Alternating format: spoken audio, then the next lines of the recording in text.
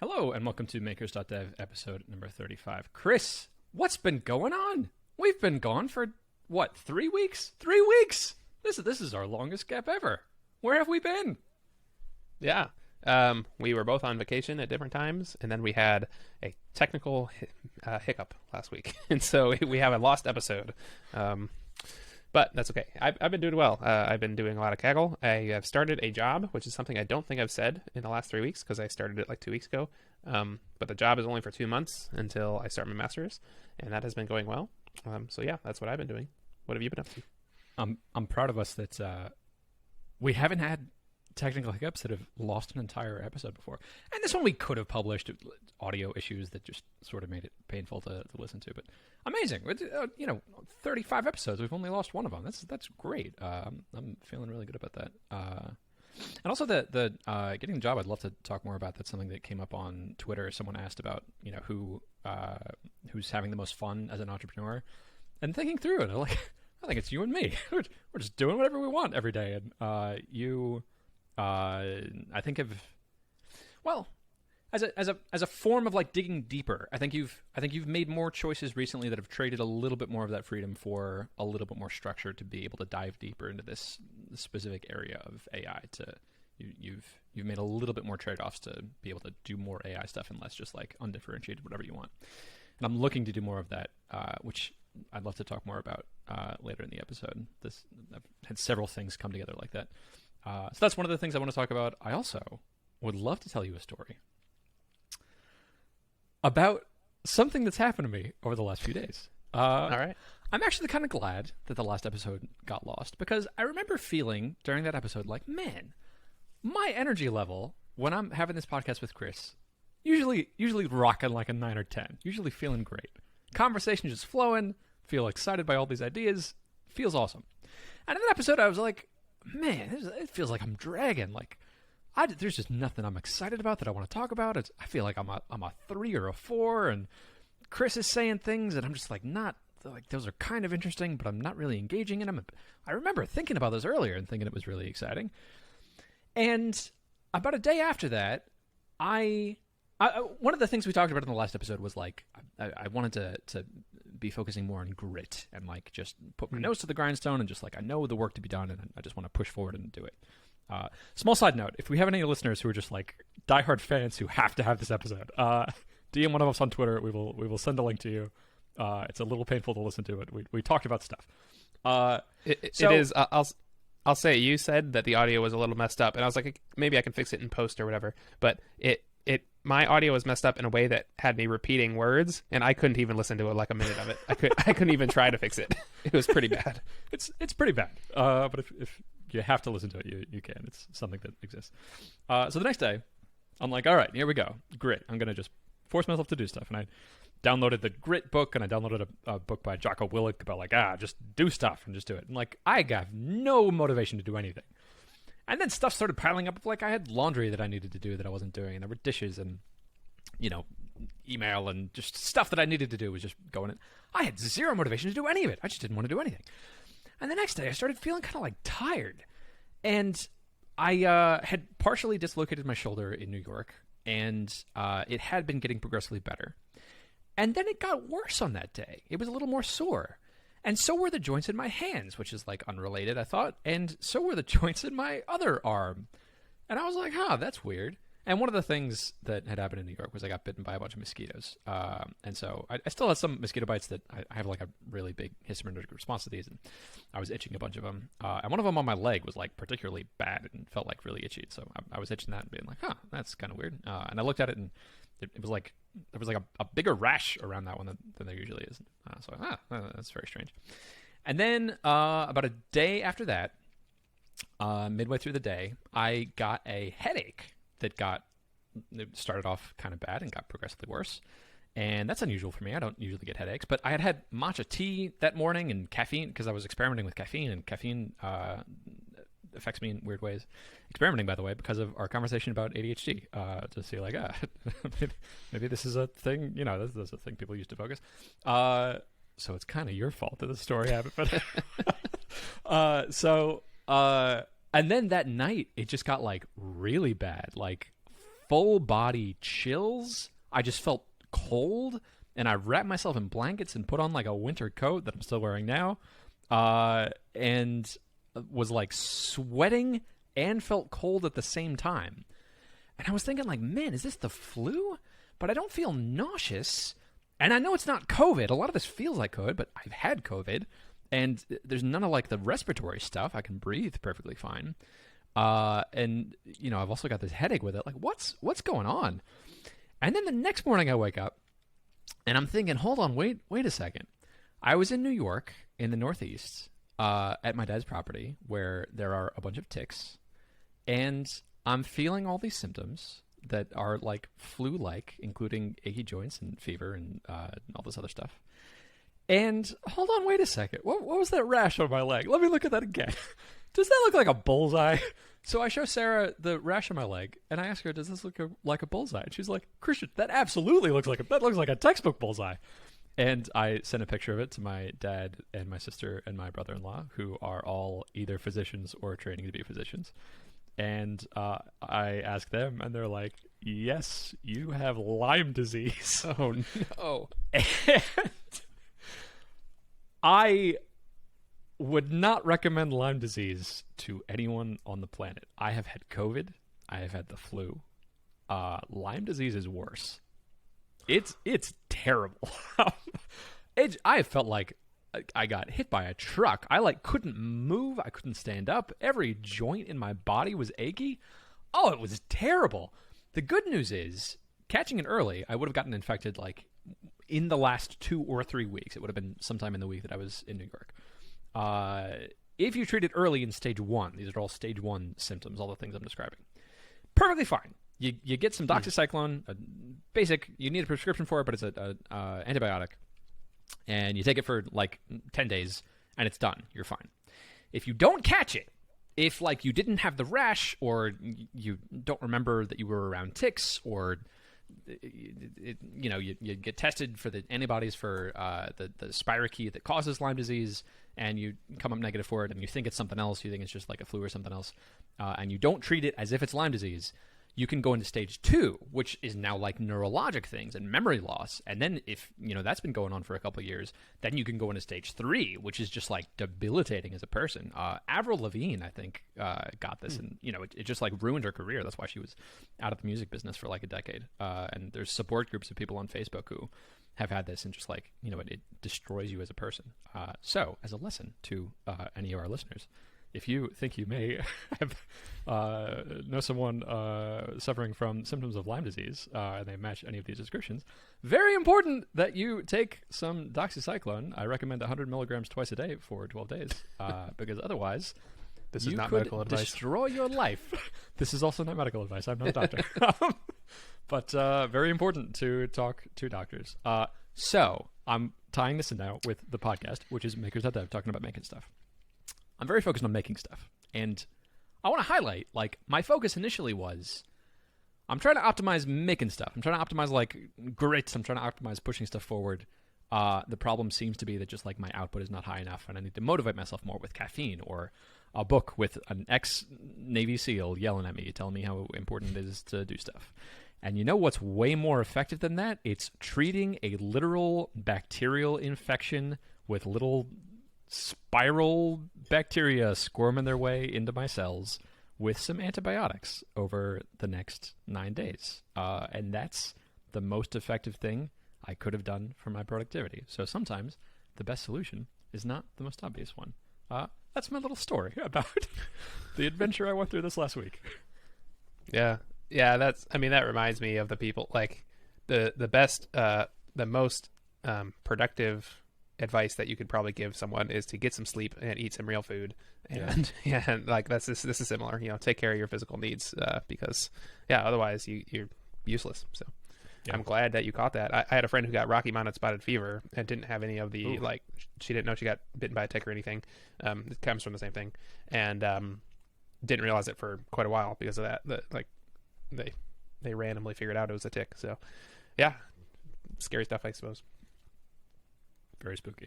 I'm glad I figured it out, though. And we talk a lot about on this podcast how our self is our biggest asset, So doing stuff like taking a health week is investing in your business. That's yes. Make sure that you're sleeping. Make sure that you're eating well. Make sure that you're taking care of any health stuff, and that's what's going to drive revenue forward. All right, on to other topics. I want to hear about some AI stuff. Yeah. Give me lay some stuff down on me. Teach me some new things about GPS. What you got going on? Yeah. So there's 9 days left in the competition. We're coming up on it. I know. We're currently in 5th. We were in 2nd, and people started getting better, and we have not had experiments work very well recently. But we're still trying. We have 9 days left. We'll see what happens. Plus, there's always a shakeup at the end. There's always in AI, there's something called overfitting, which means you try with your training data, you apply your algorithm so that they fit your training data really well. And if you do that too much, you overfit to the training data. And then when the test data comes, you have overfit to the training data, which means you get a worse score on the test. So there's always a shakeup at the end. So even though we're in 5th, we could end up in 7th or 9th or 1st or 2nd. Like just there's always a shakeup. So we'll see. And we still have some ideas. I feel like sort of like I did before, there's all these things that should be working and aren't quite working. And so all the advice we talked about a few episodes ago, like what happens when nothing is really working like you think it should. And I'm just keep on going. That's what I'm doing. There are still things that should be working. And so I'm trying those. But I mean, it's been made hard recently because I have this job now. So for the next 2 months, I'm working at a company called Hidden Door. And I have been enjoying that. Takes about 40 hours a week, like a normal job. Yeah, I can talk about what all they do or more about the GPS stuff. But yeah, that's what I've been up to the last couple weeks. I would love to talk more about Hidden Door, but I have a few more questions about the GPS. You mentioned in the last episode, or the lost episode, as I'm going to call it, that's right, that you merged with another team, which I didn't know was a thing that you could do. Tell me more about that. What went behind that? Yeah, so I forgot this was in the lost episode. Yeah, so I merged with a team. So you start solo. Everyone starts solo, and then you can merge with other teams. And the Kaggle rules for all competitions are you can only talk about when the competition is running. You can only talk about it with other people if you do it on the Kaggle forums. And by talk about it, that means sharing code, sharing data, detailed stuff about it. So yeah, you can only do that on the Kaggle forum so everyone can see it, or in a team. And you join teams you can message each other through Kaggle and say, I see your score is really good, and I saw this post you had on the forum about whatever. Do you want to team up? And that's just what happened. So there was a team of 3 university students from Japan. So they don't really speak English. They've been using a DeepL, which I hadn't heard about, but it's a translating program to communicate with me in English. And I don't speak any Japanese, obviously. And so we've been talking just on Slack through that. And I had posted something on the forum that I had reached the baseline at least. So I'd solved as the GPS positioning as well as the baseline that they gave us, and they hadn't yet. And so they said, do you want to merge? And I said, yes. So now it's the 4 of us trying to beat other teams or other solo people. It's been really interesting. I've been talking with people across the world that I never would have met otherwise, trying to collaborate on this thing has been a really neat exercise, and really positive overall so far. So you're living in the future. This is you're not only are you solving this incredible problem of making GPS better with machine learning, this cutting edge technique for solving general problems like this, you're collaborating with people across the world who don't speak the same language as you. And it sounds like the translation app you're using might be powered by ML. And you said college students? Yeah, they're university students. Yeah. Amazing. You can both collaborate. How incredible is that we've set up a structure where if you're aligned towards the same goal, it doesn't really matter geographically where you are. It doesn't really matter what nationality you are or what language you speak. As long as you're connected to the same place, you can team up and form communities and push forward on the same goal. And you and them in a lot of ways are speaking the same language because you're speaking in the same machine learning language. Incredible. It's so cool. How did you decide that it was worthwhile to partner up with them? What are they bringing to the table that you couldn't do on your own with you and your new big beefy graphics card? That's right. At the time, they were ahead of me in the rankings, and so that helps. So they were ahead of me, but saw that, and I was just a few spots behind them, but they saw that I had something they didn't have, and so that helped a lot.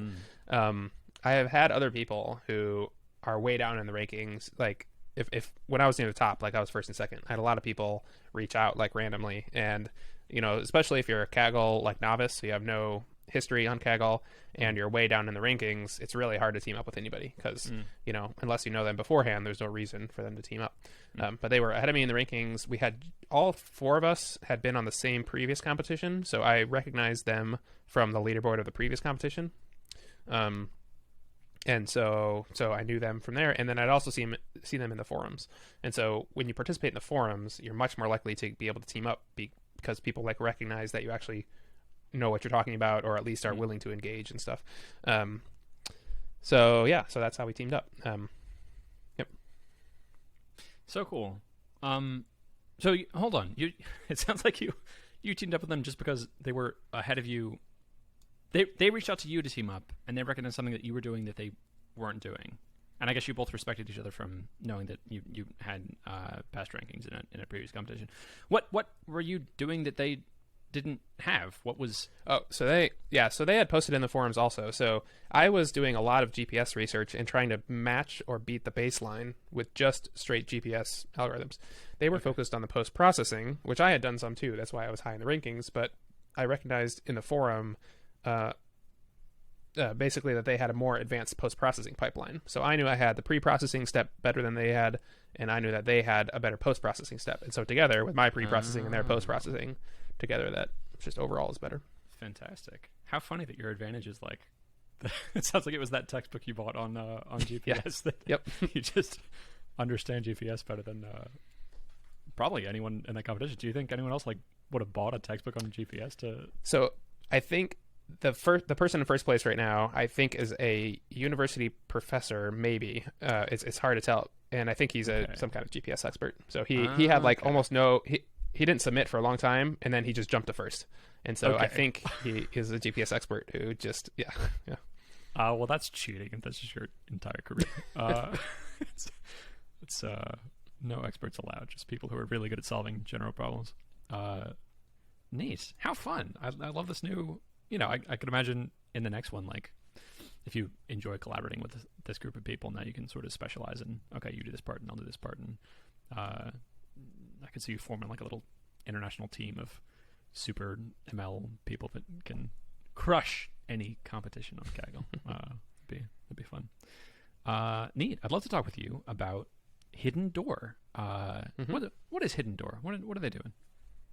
Yeah, so Hidden Door is a company who they are applying machine learning, so AI, to text-based games for tweens, so like age 10 to 14, something like that.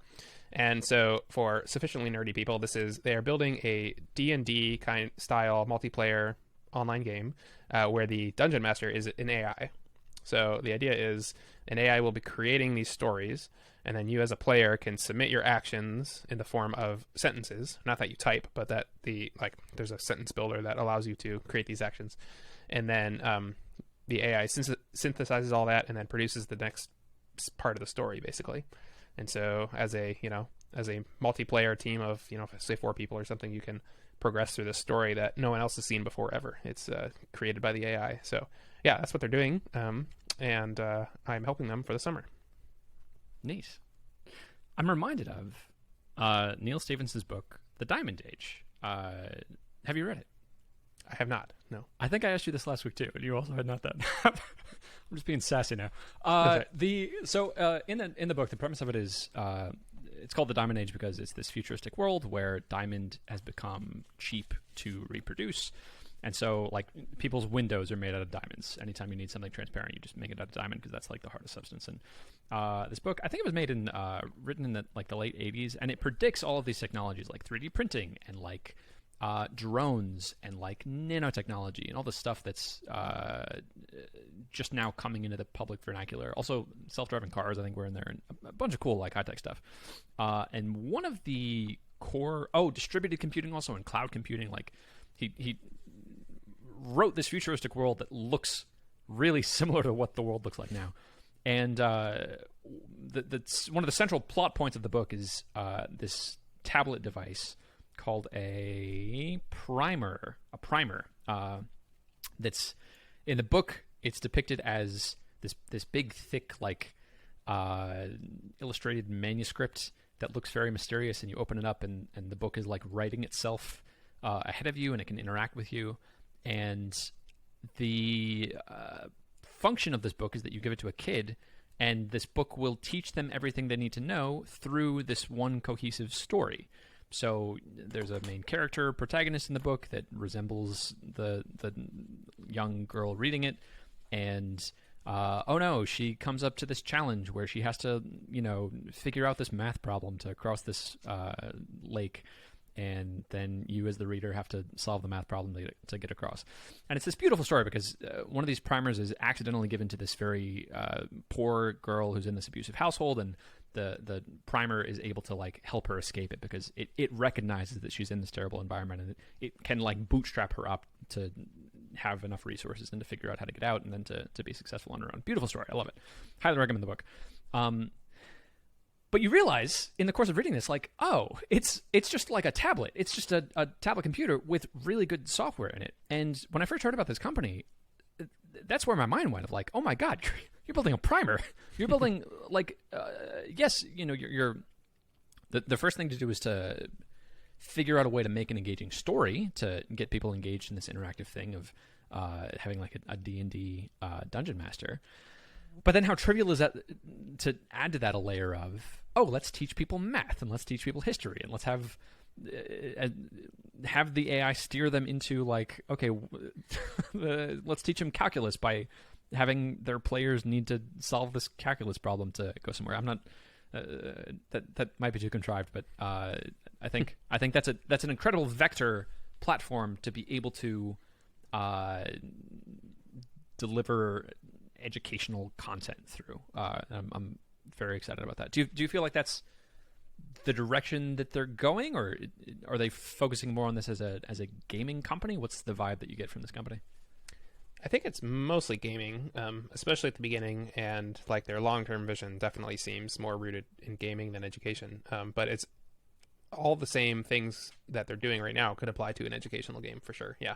Like once you have like the platform sort of running, and you could make the content kind of directed towards whatever you want. And so yeah, it's a really neat idea to like have engaging games that also teach you something. I think like lots of people have tried this in the past, and there are always something a little bit off about games that also try to teach you something. And so it'd be really neat if it was somehow, if an AI could figure out how to weave it into a story in a nice way. That'd be cool. Yeah, it does feel contrived. In like, I'm thinking of like the Freddy Fish games or like the Jumpstart games that I used to play on my family's first computer, the Bondi Blue iMac G3. I love that machine. It was bad. Like they weren't good games, but my parents had strict rules that we could only play educational games, so I didn't know that there were better games. But then, my gosh, when I discovered Mario Kart, I was like, this is the best thing ever. This is so much better than answering math problems. What an interesting problem. I'm not sure how you might solve that. Yeah, there have been some good ones recently. So like on the iPad, we have some for our kids.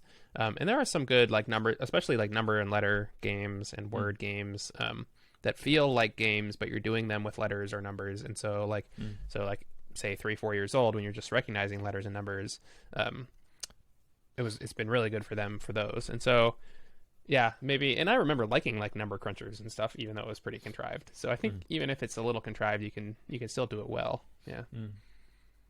Typing games I remember really enjoying, and I still do a typing test every once in a while, and it's kind of fun to see like, oh, I got a high score. It feeds my competitive ADD part of my brain. Just right. Oh, I'm better than this percentage of people. That's cool. Interesting. That's a fun problem I'd like to be thinking about, especially as I'm gearing up to have kids. Like, what does that look like? I think ideally you would have just like, you're having interactions with your kid. I think in the Diamond Age they make it clear that like this is not quite as good as just having an attentive parent that's parenting you until they have this breakthrough and it like gets much better. But then you find out, well, I don't want to spoil it. I think in the real world, it would be just as good, if not better, to just like be interacting with the child as an adult and coming up with authentic teaching experiences. And Yeah. I'm very interested in what a solution to this problem might look like if you turned AI to the problem of like how do you educate children in a fun and engaging way that doesn't feel contrived and like feels either like a game or authentic. Yeah. There's different phases to a kid's development. Near the beginning, this might be a little too early, but one of the best things you can do for your kid is like narrate your life. Just like explain things that you're doing while you're doing them. This is like when they're like say 2 and under. Yeah. Because like you would think like teaching them math, maybe not 2 years old, but like you'd think teaching them math would make them good at math. But one of the things that makes them really good is like teaching them all the basic stuff really well early and just giving them a lot of variety early, because then they can get a handle on that. And once they have a handle on that, they can learn the math better like later. If they don't have to catch up with all the basic stuff. And so some of the best things you can do are like narrate your life as you're with them when they're like under 2, say, and then starting around 1 or 2 is just read to them like every single day. And so it's like, I think there's something to be said about all humans, right? Like exposing yourself to a wide variety of things and getting really good at basics is like, that will help you. That's kind of like take care of yourself, right? Sleep and eat well. Yeah. Like it's, expose yourself to a lot of different things. Yeah. Get good at the basics. And then you can get good at the advanced stuff, I guess. Yeah, I don't know. Narrating your life, while I agree would be great for 2-year-olds, I think is also very good advice for me. It's like keeping a journal is very good advice. And that's specifically the idea of like talk through things as they're happening. I think is something that my cousin does with his kids. After the day, I remember, just having a dialogue with his kids. Like, okay, like what did we do today? Well, we had fun. Okay, well, where did we go? We went to the zoo. We went to the zoo. Yes, that's right. First we went here, and then after that we went here, and then we went to the zoo. And what did we do at the zoo?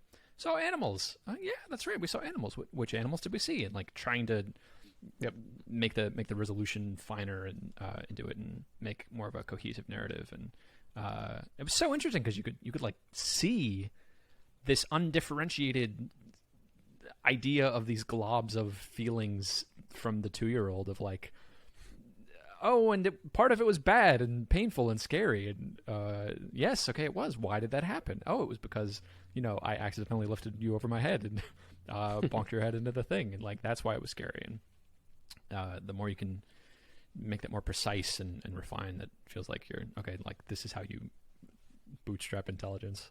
Man, kids are gonna be so much fun.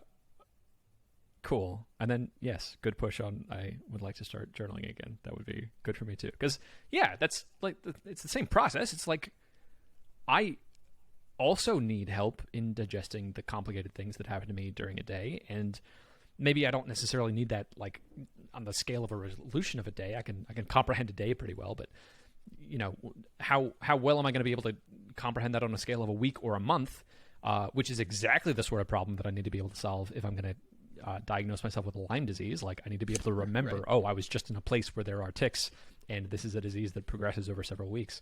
That's the sort of problem that journaling would be very effective for. And then, what sorts of problems am I completely ignoring over the scale of years? If I had better resolution of telling those stories on a much longer time scale, what sort of problems could I be solving that, analogous to how I see the problems of a 2-year-old as trivial because they have trouble understanding things that happen to them during a day. I would love to solve problems that would seem trivial if I could comprehend my life on the scale of years instead. That would be great. I would feel much more competent as a human. Yeah. Yeah, it's interesting how many parallels you can draw between 2-year-olds and adults if you try. Yeah. I'm just a 2-year-old with more money. We're all just 2-year-olds. I have 2 more things I would love to talk with you about. First, I'd like to introduce by saying that I was changed in 3 ways fundamentally from my trip to New York. The first being I partially dislocated my shoulder, otherwise known as a subluxation. The second I found out recently being that I contracted Lyme disease. And the third, my soul was touched which sounds dramatic, by renting a Tesla. I've been talking a lot on the show about how amazing it is that OpenAI, with their Comma 2 device, you can just plug it into a car. You mean Comma AI? Comma AI, yes. Comma AI, and the device is the Comma 2, I think. I might have those mixed up. And then it's OpenAI is the software. No, Open Pilot. OpenAI is, yeah. Yes, okay. OpenAI is the other thing. Open Pilot is the software that Comma AI, the company, installs on their Comma 2 device. I think all that was right. Right. I've been amazed by that device. It's so cool. You plug it into a car and it drives itself. Incredible. Blew my mind. I was so excited about it. Until I sat in a Tesla. My gosh. It's as amazed as I was by the Comma 2, like, I was more amazed than that at Tesla stuff. It's so much better. And it just works. And it's like, so the Comma 2, it's just one camera facing forward. So like it can't be a better driver than I could be because I have this peripheral vision and I can like turn my head and everything else. The Tesla has 8 cameras. Mm-hmm. And the one that I was in still had its radar installed, but I think they're shutting that off. So, but like it also has radar. And so it was showing me on the screen cars coming up behind me, and I would see it on the screen before I saw it behind me. And like it was aware of it and had its little sensors of how close it was, making connections with it. Amazing. And my gosh, just like I felt like I was driving in a spaceship. Oh, Chris, these cars are so fast. Oh, they're so fast. I sat in it and I just pushed the gas a little bit and and it just goes. And then I found myself on an on-ramp and I was like, all right, here we go. And I pushed it down almost all the way. I couldn't quite do it all the way. And it just pinned me to the back of the seat. And this was a Model 3. This is their baseline model. It wasn't the performance. It was just a standard Tesla. And the sound it makes is like, it's not loud. It's just like a whirring of a motor. Oh, I fell in love with this car, and there's so many little things that make sense about it. And part of this is like, I haven't had a car, made in this decade. So there's a lot of things that wowed me that maybe shouldn't have wowed me, like the high beam lights automatically turn off when a car is coming up on you, which makes so much sense to me. But apparently that's a thing other cars can do too now. And like, you can have your windshield wipers on automatic. I thought that was really cool, but that's also apparently just a thing that's standard in cars. But man, just like the design of it is super clean. I felt it doesn't feel like a car. It feels like it's performing the same job as a car in the jobs to be done framework. But like, it feels fundamentally different. You don't need to take it to a gas station. You don't need to change the oil. You don't need to do any of the standard maintenance. You don't need to wait for it to go 60 miles an hour. It just goes. It's just going now, and it's gone. And I rented one with the full self-driving package, which lets it do some basic things like it will lane change for you, and sometimes it can take on-ramps for you, and sometimes it can take your correct exit. It was a little shaky on that, not quite there, but it's getting there, and I think in 5 years, like, it's going to be really close to there. And I did the summon feature a few times. You can hold a button on your phone, and it just like slowly drives to you, just like at 0.5 miles an hour. It's not quite useful, but you can freak people out. Which is it worth $10,000? Maybe not yet. So I got back from this trip, having contracted Lyme disease, but not knowing it yet, and with a very sore shoulder, with all of my willpower having evaporated on buying a Tesla. I've been holding out for so many years. I'm very proud of myself. And I'm just like trying to figure out how to justify buying a $50,000 car, which is like, oh my gosh, the most expensive car I've ever bought was $10,000. It was a used 2010 Honda Insight, and like I still have that car. It still works fine. I have another car that I was working on as a project car. Like, I don't need a car. This would just be for fun, and I'm just racking my brain trying to figure this out. And then I think, hold on, I rented this from Turo. What if this was an asset? What if this was like a thing that I bought that was making me money? I've been looking at different ways to make money and different types of assets, and was thinking about real estate and other types of things. So I'm running the numbers, and if I'm thinking of this purely in terms of cash flow, the payments on this car at a 2.5% interest rate would be about $600 a month. So say $700 for like, I also have to have insurance on it, and we'll say like $800 because I'm gonna have to get a car wash or whatever else, and might have to pay people to like drop the car off or something. And Model 3s are renting for like no less than $100 on Turo. A lot of them are running at like 135. But I'd like to get better numbers than that. I'm scraping all of Turo's database to try to get like a better analysis of this. Yes. Of course. And yes, of course I. So I'm thinking roughly back of the napkin math. If I'm renting this car out for 8 days a month, I'm breaking even, and anything on top of that, I'm making a profit. So I'm renting it out for about half the month. I'm making about $800 a month. And so now this is interesting because like this is sort of a baby real estate. Like instead of having a condo or instead of having a duplex or renting a house out, what if I just had a bunch of cars?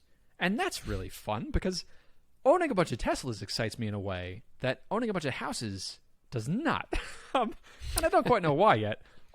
This might just be that, like, I've just been touched by Elon Musk's holy fingers, and I'm basking in the wave of this feeling. But so I bought one, and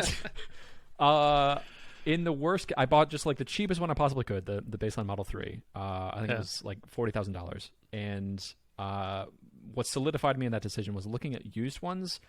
Used ones are selling for more than new ones because there's a 6-week waiting period to buy these.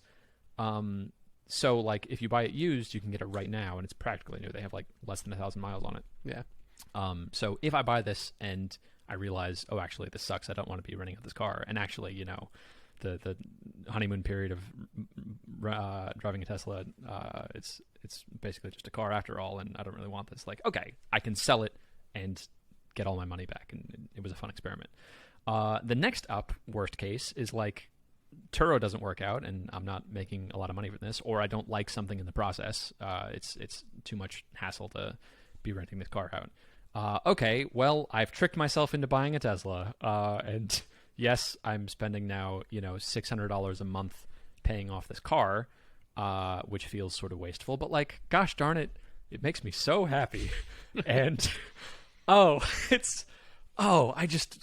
felt a connection to this car in a way that I've never felt with any car that I've ever driven in my life. Oh my gosh, so I'm hoping that this is a way for me to, on my ever-going quest to like, how do I spend money to be making more money?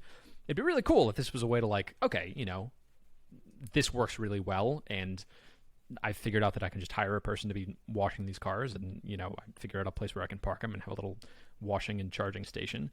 Let's have 10 of them, and then 10 works really well. Let's have 50 of them. That'd be really cool, and just have them constantly cycling out, and then I'm sort of running a little car rental business on Teslas. Teslas, by the way, perfect car to rent out because GPS them all the time. I have app access. If they get into a wreck, there's 8 cameras all around them. You can see exactly what happened. You can see exactly what the driver was doing.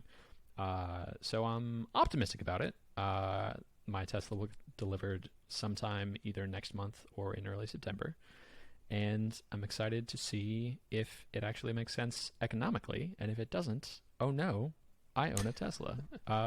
What's your hot take on this as a business? Am I merely rationally justifying buying something that I really want? Or does this seem like it might be a viable alternative to real estate investing?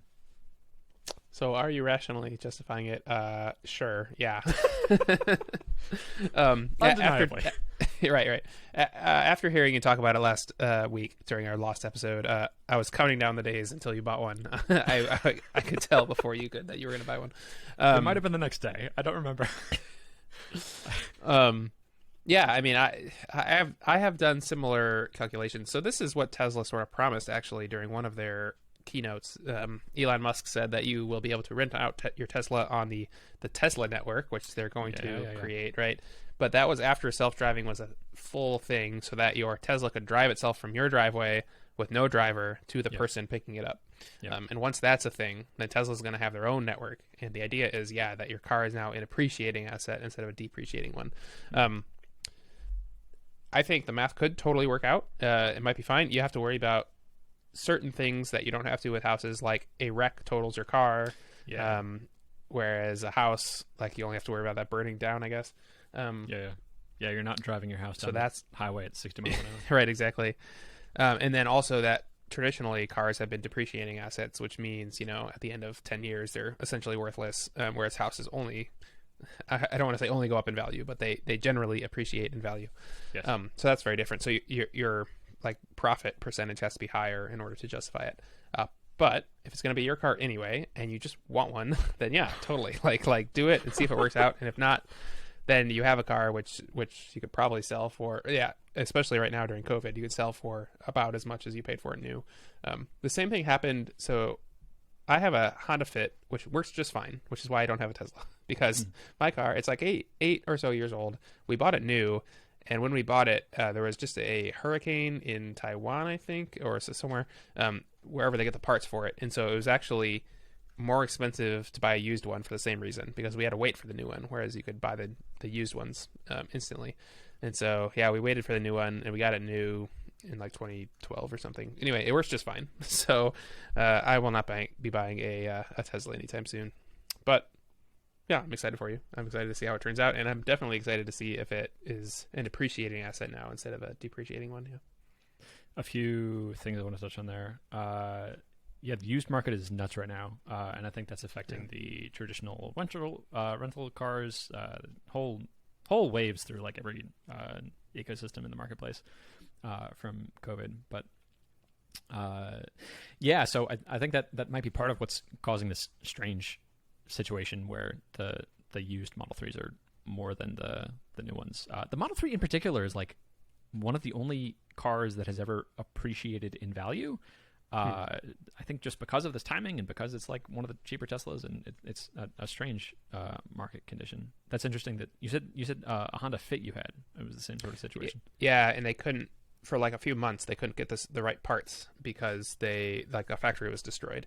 And so there was a few months right when we bought it where it was actually the used ones were more expensive, or about as expensive as the used one, or as the new ones.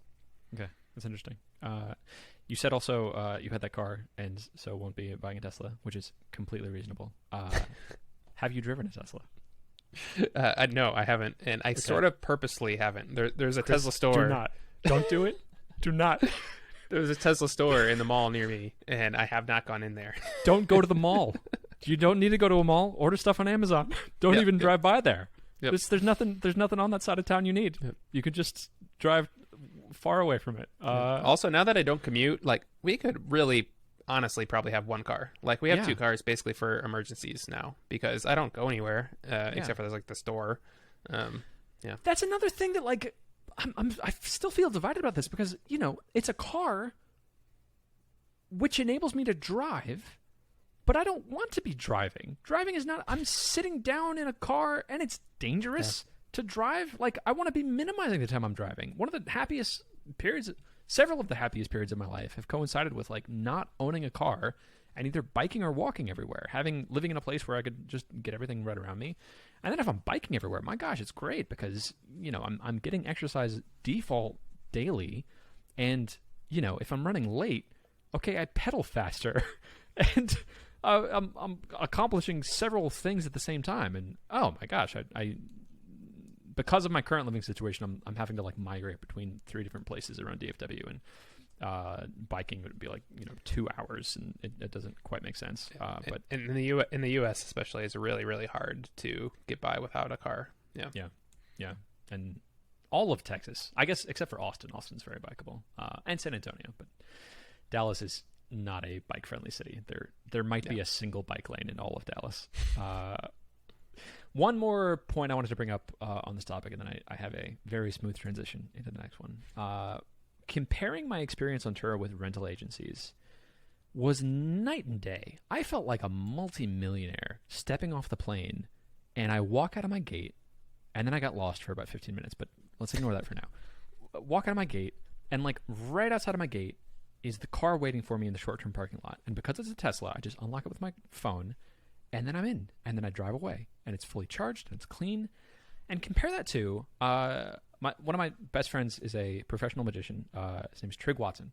He was in Dallas yesterday, and I was surprised that he didn't have a rental car like he usually does. He was like, "Oh, Christian, it was this whole thing.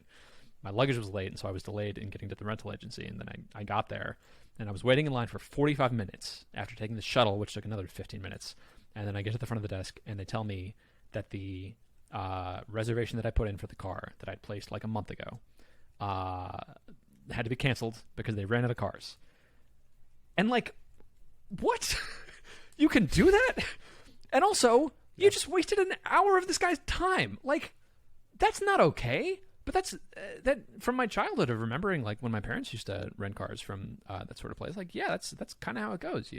You're waiting for the shuttle, and it takes forever to get there, and you don't know when the next one's going to be, and you're like anxiously looking for, oh my gosh, is this the one that takes us here, and trying to figure it out, and then you get there, and there's a huge line, and then it's this whole thing of like you got to interact with this person, and maybe they'll tell you that you can't have the car that you want, and also they're going to socially pressure you into buying things that you don't want to buy. And this one, like, I didn't talk to a person. The car was just there, and I wasn't worried I was going to get scammed or charged. It's all in the app, and like, wow, I want way more of this, please. And if I could get way more of that with Teslas, so much better. Just overall, such a better experience. All right, here's my super smooth transition. Thinking about this, thinking about this as a business has like experimenting with other types of businesses, like thinking much more about real estate, thinking about like crypto mining, like we did a few months ago, thinking about renting cars out on Turo, has made me so much more appreciate what a fantastic business model software as a service is. Mm-hmm. Because in thinking through this, like, I'm having to think so much about, like, okay, I need to buy a Tesla, and then I need to keep it charged, and I have to have insurance on it, and I got to keep it updated, and I have to be dealing with, like, loans and financing. And after all of that work, and then, for every rental, I have to be interacting with every person in particular. I have to be, like, sending them a message and get a message back. And at the end of that exchange, every single rental that someone has from me, I'm making, like, I don't know, I think roughly $400 on average, probably. It might be less than that. If it's higher value cars, it would be more than that. Comparing that to File Inbox, this SaaS that I've just been horribly neglecting, that's making right now, I think about $6,000 a month. It's been, every time I neglected it, the revenue just like slowly glides down. Yeah.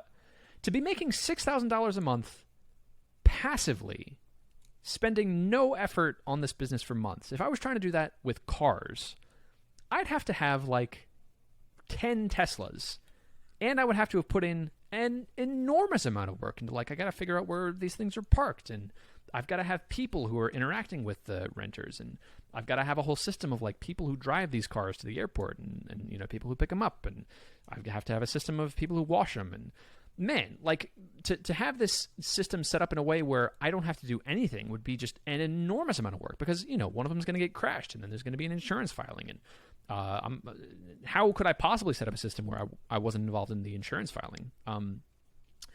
And same thing, something really similar with real estate. Like, to have enough properties where I'm making $6,000 a month, I think that'd be like half a dozen properties from friends of mine that are in real estate. Like, yeah, there's some other stuff you can do. You can leverage the amount of money that you have, and you can, they're also paying off your mortgage payment, so that's also sort of making you money. But that math also works in SaaS if you have a higher MRR that increases the value of your company.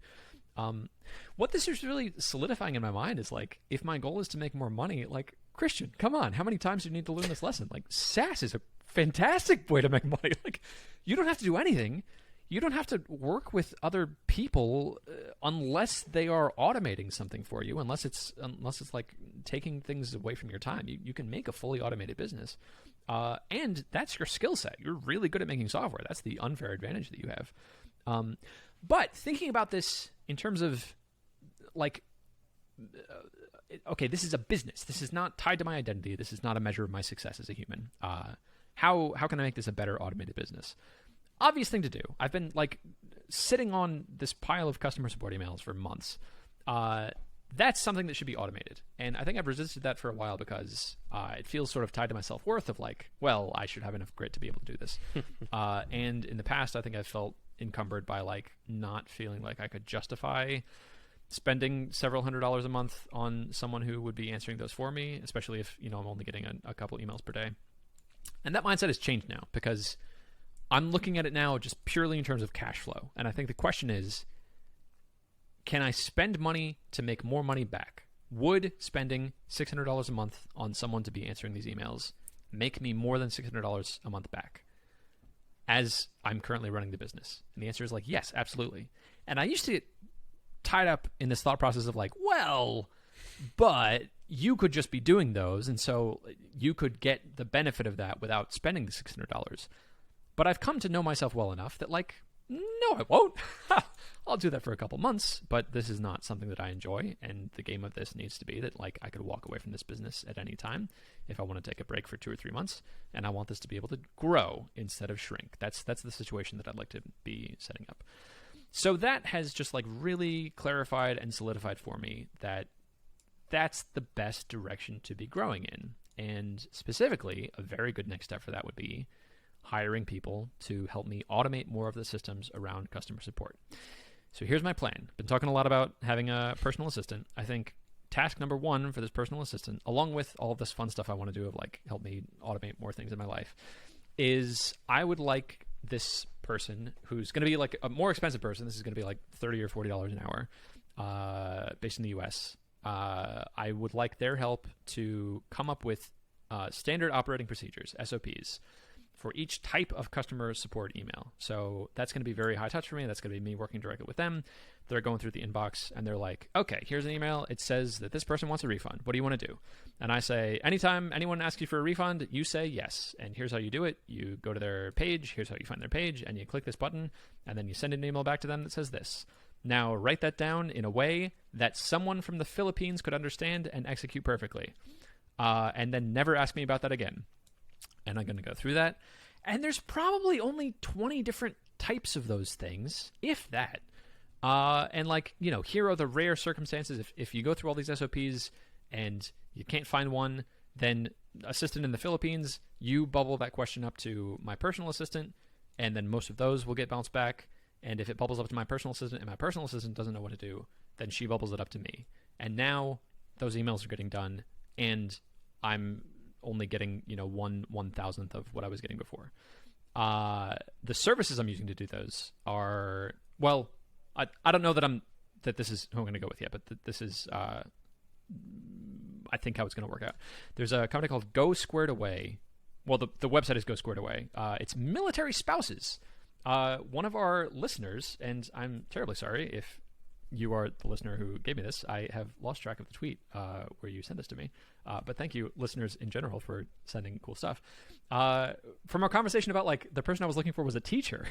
They were like, oh, this is a company built for you. This is military spouses. It's like almost exactly the persona that you said.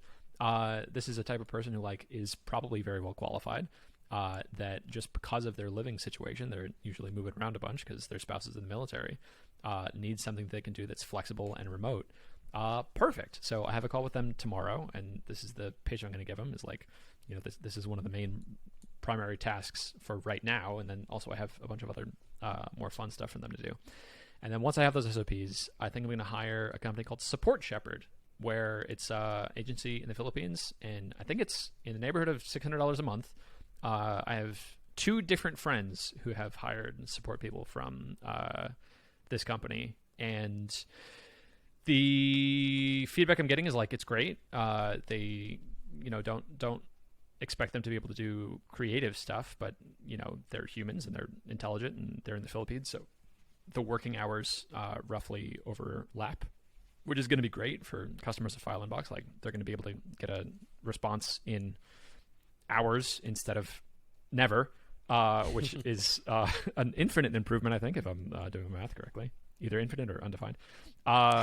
So yeah, this seems like a good bet. Bringing this home, this feels like it might have been the mental limit for me of like fully taking software as a service seriously. If I can solve this problem, SaaS would feel so much more scalable to me, because I wouldn't be fearful of growing and then getting overwhelmed in support tickets, as having an automated machine that could churn through them. And that feels really good, because I think I would much rather have a software as a service business that was making $20,000 a month than a real estate portfolio that was making that much money, because that feels like it would be so much more of a headache, or a fleet of Teslas that was making it that much per month. Like, given my choice of places to be putting money to be getting that cash flow, like, it seems obvious that the best thing for me to do is to be doing that with software. What are your thoughts on all that? This, I feel like I've sort of wrapped it up in a nice, tidy bow for myself of being able to think about this all holistically. And a lot of this probably seems very obvious. Like, yes, of course, Christian, you should be hiring people to do customer support. But I think I needed to have several realizations to make that make sense for me. Yeah. So you said a bunch of stuff. It's obvious to someone looking in, but yeah, you definitely have to have the realizations yourself before you can do it. So yeah, a few of the things you said were like software as a service is fantastic compared to other things. That's absolutely true. When my wife and I were both working and had no kids, I looked at, maybe putting some of our extra income towards real estate or something like that. And there's a fly in my room, and so that's getting okay. And so, but every calculation I did was like software is just way more it's infinitely scalable compared to real estate or any other asset class, and so it's just fundamentally a different thing. I absolutely agree with all your reasoning. I think it's great to hire someone. I thought of something you didn't mention, which was like, if you ever want to sell File Inbox, the more automated it is completely, the higher price you'll get. And so you may be like paying someone $30 an hour, say, but if you do that and then sell it, like their time is worth, like double that times 12 times your multiple, which is 5 or 6 or 10 or something. And so for every hour they put in to make these standard operating procedures, it's probably like $1,000 to add it to the valuation or something like that. And so it is absolutely worth your time to make standard operating procedures if you ever want to even think about selling it. So that's a whole nother aspect. And yeah, like if you get to a point where answering support, which is your bottleneck right now, or at least you feel like it is solvable by spending money, then yeah, you can start another SaaS. You can do whatever you want without the fear of the support, which is kind of what I fear with Meeting Place, because I'm getting support tickets, right? And it's not enough that I can hire someone, but if it was and I knew how to do that, then that would just get me over the bottlenecking faster, I think. So yeah, I agree with all the stuff you're saying. I think it's great. Several follow-ups to what you said. That the element of software that it's infinitely scalable is not something that I think I appreciated until I started thinking more seriously about these other types of businesses like real estate and cars. Because in mentally simulating, like, okay, what if this is really successful and I want to just like do this as much as possible? What if I wanted to have 100 cars? Now I have to solve so many problems of like, my gosh, I'm going to have to like buy a parking lot and I'm going to have to like hire several different people, and I'm going to have to like be thinking about having enough water to wash all these cars, and geez, the parts to be buying. And not just that, but what's the rental limit in your area for 100 different cars? Like you can only rent cars in your area. Yeah. Do I need to now be spreading to different cities? And now what's that going to look like? Am I going to have to split myself and my attention between several different cities? Like that's a very different problem than I wake up one morning and just see on my dashboard like, oh, I have 1,000 times more people using this than yesterday. And oh, all of my serverless functions just spun up more. And I got charged 1,000 times more, but also I'm making 1,000 times more money. Huh? Cool. Can I do that again? Right. Like literally, that's all that would happen. And maybe with this extra element of customer support tickets, as long as I have SOPs, okay. Well, maybe another scalable element of that is customer support emails. I have a metric on that of like how quickly does it take to answer a ticket. Oh, that just went up by 1,000%. What do I do now? I hire 1,000 more people on Support Shepherd, and now I'm done. And I have a standard way that they get trained. Like, great. That's the one part of this that was difficult to scale that needed humans. This feels like the one thing that can be plugged in that would make that part of it scalable. So that's the infinite scalability of software. Is I feel like I'm finally grasping what that actually means and why that's a big deal. It's really cool. Software is great. We're doing cool stuff. And it's especially important, I think, because I've been trying to think about like what in building my wealth and in trying to think about how I'm going to acquire more assets, of part of why I've been trying to feel out all these different asset classes and things. One of the things that we talked about before on the show is like buying other smaller SaaSes. And if I can figure this out of how to do this once for one SaaS, if I'm itching to like spend money to be making more money, okay, well maybe the play then is this is something that like every technical founder in software I've talked to has trouble with. If I can figure this out, I could then be picking up businesses left and right from founders who like really love the technical aspect of it and have hit some product market fit, and it's not making enough money that they can be doing it full time. So they're just kind of over it, and also they're probably feeling a lot of the same feelings I've been feeling about File Inbox. That was a lot of the word feeling in the same sentence. Where they feel anxious about doing the customer support email. So like that would be a great acquisition for me to make then. If I can spend a few $1,000s and then just run them through my standard procedure of like, let's automate support, and then throw it into my pool of support shepherd people. Well, okay, now I would sort of feel like I could be running 10 of these. I'd have to be thinking more about the bottleneck of then like doing technical support on these would be interesting. That, you know, if I'm doing 10 of them, then that might start to make sense of when I would be hiring developers. Especially because if you say you buy a SaaS for $20K and you put it through your support shepherd, like support infrastructure, and by the time you get out, you have a sort of fully automated SaaS. You could probably sell that for $100K instead of $20K. And so like, you do a couple of those a year, and that's your salary, right? So yeah, that's a strong play. That's not something I've thought about before. I like your framing of if I'm designing this business to sell it, that also makes it better for me. That's yes. Right. I had a very similar thought recently when I got back from New York, having just been in this like pristine, nice and clean Tesla, and then I got back home and was thinking about, you know, experimenting with Turo, and I got in my Honda and just realized, oh my gosh, this is filthy. This car hasn't been cleaned in years. I would have to clean this out before I rented it out on Turo to experiment with renting cars on a Turo.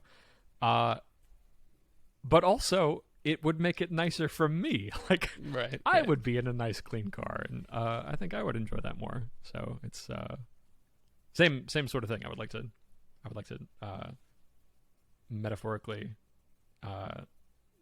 get some detailing on my business. Clean up your SaaS, yeah.